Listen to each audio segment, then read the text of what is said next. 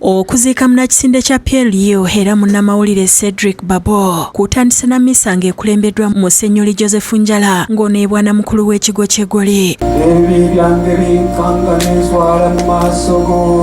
Omukolo gwetabiddwako amyuka Sipiika Thomas Tayebwa era nga yakiikiridde President Museveni, omuduumizi w'eggye lya UPDF General Muhoozi Kainerugaba, abaali abamyuka ba President Kiwanuka Sekandi, Specioza Wandera Kazibwe, okwosaako Haji Moses Kigongo, amyuka ssentebe wa NRM mu ggwanga, ne yalisa abaduumizi wa Poliisi General Kale Kayihura. Kitaawe w'omugenzi Captain Francis Babu asabye General Muhoozi okukola ku ky'okutumbula amalwaliro ag'eggye lya UPDF kubanga okwetooloola ensi ge gasinga okuba ag'amaanyi.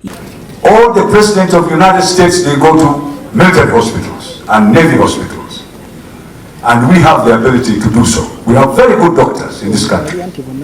All they need is equipment.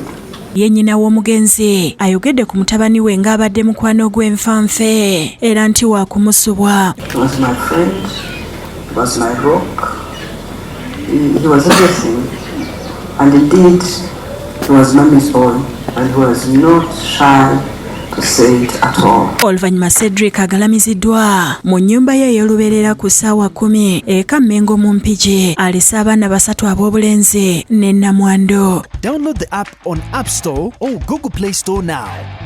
Vision Digital Experience, the future of media.